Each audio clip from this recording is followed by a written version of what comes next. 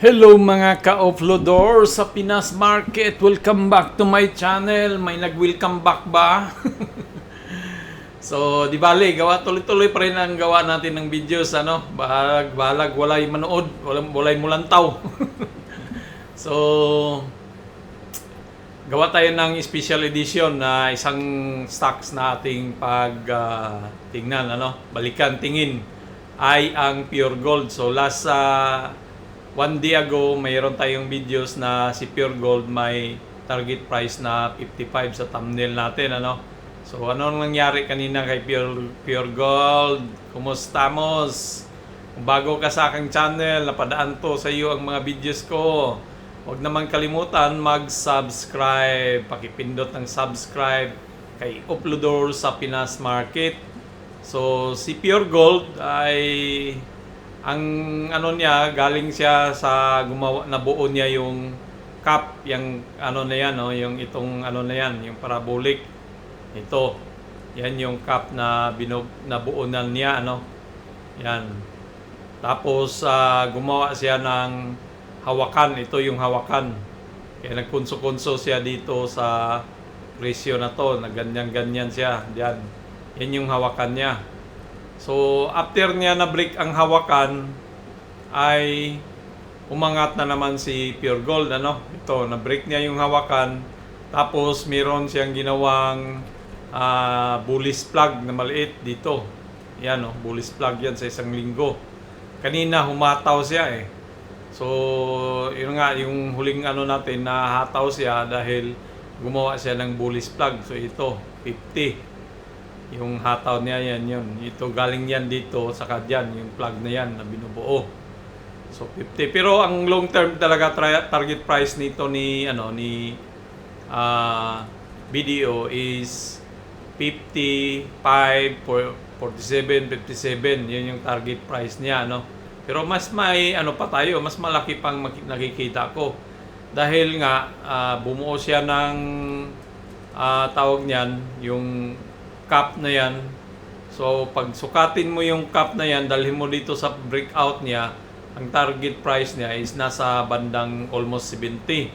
So, yun yung maging price natin, next target price ng video. So, sa ngayon, yung 55 muna ang i-target natin kay Pure Gold. Ang problema nito, hindi ko siya nabili dahil yung itong dating 2,800 ko na ibenta ko na siya, nag-take profit ako, tapos binili ko doon sa kabilang stock na akala ko hahataw. Si Spinik. So, pero okay naman si Spinik, medyo ano pa, baka bukas hahataw yun eh. Medyo bumabalik na siya. So, di bali, marami pa namang chance to si Pure Gold. So, kung ano sana kikita na sana tayo dito, di ano. Kung titingnan natin si Pure Gold sa yung maliit na time frame, ano, kung saan ba yung ano bang ginawa niya dito sa bullish na bullish, saan ba nanggaling yan. So titingnan natin sa small time frame. Balik muna tayo, markahan muna natin tong 1 day time frame para makita natin saan siya doon sa 5 minutes. 5 minutes lang tayo kasi kung 1 minute, 2 minutes, parang masyadong ano eh. So, dito siya nanggaling, ano. So, nanggaling siya diyan. Tapos, na-break niya yan, humataw siya. So, ang volume nito kasi, itong kandila na to, yung una, ang volume niya is 1 million. Ibig sabihin diyan, marami ditong bumibili na mga foreigners. O baka may isang foreigners o ilan ba pumasok. Pero, duda ko ito, marami to eh. Yung 1 million na yan, hindi lang isang tao yan, marami yan eh. Tapos sinundan pa ulit dito, may nung humataw na siya, pumasok yung mga retailer tayo, yung mga maliit-liit. Maraming retailer ang pumasok kasi malaki yung kandila, pero maliit lang volume, 90,000 lang. Pag ganyan kasi, mga retailer lang yan eh, o ilang, ito talaga yung foreigners dito pumasok. Tapos sinundan ulit, dito may mga 195, so may mga foreigners na rin siguro diyan dito. Yan umataw, Noong pag last minute na, parang ito, last last 5 minutes na lang o last 10 minutes, mayroong pumasok na foreigner, 1 million. Bumili siya dito sa presyo na to, kaya lumipad yan eh. 1 million, kaya humataw siya ng nagkandila ng galing dito, lumipad siya diyan eh. Titingnan mo sa 1 minute time frame yan, no? So, may pumasok na foreigners. So, ibig sabihin, sa kabuuan talaga dito, ang trend niya is 4.27 ang volume niya ano, sa ngayong araw na to. So, ibig sabihin talaga, hindi lang yan retailer. Pag millions na nga yung usapan ng share na bullion, ibig sabihin yan, may pumasok na buyers na foreigner dyan talaga katulad nito. So, ang sa akin dito, ngayon ay Martes, bukas Miyerkules, Huwebes, malamang asahan natin either Huwebes, mag-take profit na to. Baka bukas medyo ano pa to, hahataw pa siguro. Kasi huli na pumasok yung ano eh, yung ito, yung malaking volume na yun, last 10 minutes na siya pumasok. So, hindi yan siya bumili, wala pa yung profit yan, hindi pa yan kumita siya. So, siguro baka itong bumili dito, sila din yung grupo na yan dito. So baka pag itong dito na presyo nila, mag-take profit sila, yung meron naman silang hawak dito, tapos bababa konti, bibili ulit, tapos pag bumaba, ibili ulit, aangat naman. Ganon yung, baka ganon yung gagawin nila eh. Kunwari, ito siya, kung itong volume na to na bumili at ito iisa lang, ang gagawin niya dyan, mag-take profit na yan siya dito kasi kung dito siya bumili, yan, may 3% na yan. So, kung malaki naman yung pira nila, ay malaki din kinita, ano? Maari na ang gagawin nila dyan, ibinta to nila dito, yung binili nila dito na portion, ibibinta yan, ilagay nila yung binta, tapos bibili ulit, ano, kasi may bininta na, may pira na sila, no? Bibilhin nila ulit yon, bibili sila sa mura na naman, aangat na naman to ulit si Pure Gold. Kasi parang lalaruin nila to eh. Yan ang pagtingin ko dito eh. Tinitrade to nila eh. So, pag umangat yan si Pure Gold, marami namang papasok na mga retailers, mga katulad ko na, ganyan, kung may pira, di ba? Uy, umataw, hahataw pa to, di bili tayo, bili. So, pag bumili niyan, aataw naman ulit yan si Pure Gold. Pero pagdating sa Huwebes, either pero for sure, Bernes talaga, magbintahan na yan kasi mag-take profit na yan. Kadalasan sila nag-take profit pag Friday. So, ganun ang dito, kalakaran para kumita ka sa Philippine stock market. Ang sabi kasi ng iba, dahil PSE ay basura daw, wala daw, hindi daw kumikita. Kung titingnan mo yung PSEI sa kabuuan na presyo, down talaga siya. Pero pag tumingin ka naman sa mga individual na stock, yung mga blue chip nito na to, may gumagalaw naman dyan. Sipag at tiyaga lamang at marunong magbasa ng chart ang kailangan mo dito. Kung gusto mong kumita talaga. Pero kung long term naman, bumagsak man yung presyo ngayon, aangat pa rin yan, di ba?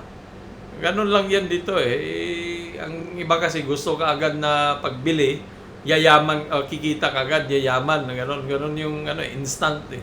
Walang instant sa pagiging maging mayaman.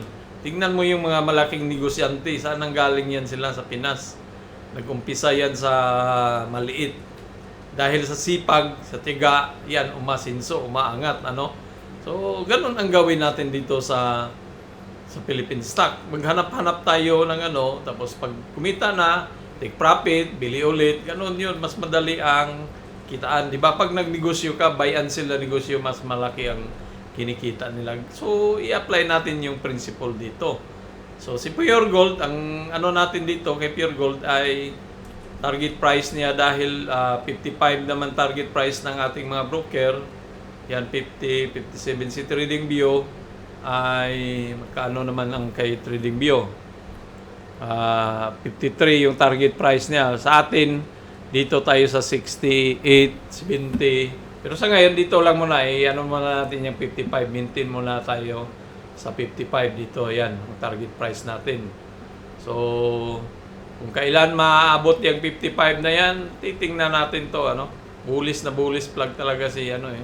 Dito banda kumita tayo nung ano eh, yung bininta natin dito siya. Pero itong sa ngayon wala pa tayong ano pambili. So titingnan natin si ano, hirit lang to, Hispanic oh, baka gusto nyo. Yan oh, si Hispanic. Yan oh, bullish na bumabalik si Hispanic. So meron tayong hawak dito na 77,000 at 1.67 kay Hispanic. So pag umataw yan na at least ma-hit yung dos naman,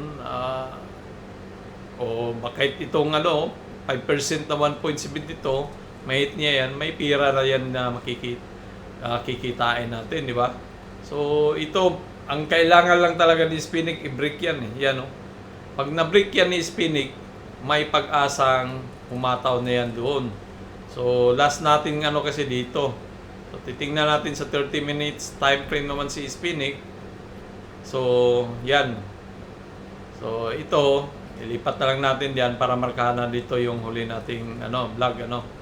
So si Hispanic talaga kailangan niya i-break tong kasi kipot na eh. Kung itong pattern na to, na triangle na yan, makipot na siya. So malapit na siya nag-ano diyan. So kailangan mag-i-break na talaga niya yan, ano. So pag na-break niya yang ito, tapos ito ma-break yan, yan siya yung 1.67 kung saan tayo bumili. Asahan nyo na itong dito sa taas, pwedeng i-break ni Hispanic yan. Yan siya. Or pwede itong may resist yan sa 1.75 ano. So talagang hataw yan si Hispanic. So maaari na ang gagawin ni Hispanic dito ay mag-ano muna. So Huwebes, Martes, may 2 araw pa tayo diyan. Ganyan. Alay natin ngayong 2 araw na to ano, maabot niya yung presyo na yan at hataw si Hispanic. So MG na siya ngayon. Ang ano kasi dito, si Hispanic long term malaki ang ano dito. Kasi Meralco na to eh, MG na siya eh. So mayroon talagang potential talaga to siya na lalaki ang presyo niya, tataas. So kailangan ating sabayan. Kumita na tayo nito eh. So kumita na tayo ng 7,000 yan ni Hispanic. So pag humataw pa to, nasa 167 tayo. Pag mag 1.8 yan, 1.7 ay magkapira-pira na rin tayo diyan konti ano. Kung mag 1.77, so 0.1 times mo ng 77 na share ano. So 77,000 kung mag-angat siya ng mag 1.77, magkano kikita natin? So 0.1 times mo ng 0.1. So kikita tayo ng 7,700. So pag ganun-ganun na mga profit, eh binta na tapos bili ulit. Pag bumaba, bili ulit, di ba? Ganun lang 'yun. Para lumaki habang lumalaki yung kapital mo ano habang ano. Basta ito si Hispanic, ngayong linggo na to or next na linggo, malayo nang maabot nito na presyo na to. Bullish na bullish yan dito sa 1 day time frame naman si Hispanic. Kung makita nyo, bullish na bullish yan, no? Bullish yung kandila eh. Hammer, malaki yung ito. Nung una kasi, pagpasok niya, negative siya, no? Nag-open siya, negative siya diyan. Bumaba siya. Pero pumasok yung mga buyers, itinulak niya dito, kaya nagsara dito. Tapos hindi pa nakontento, talagang gumawa ng body. So naging hammer candle yan si Hispanic yan, umataw siya diyan.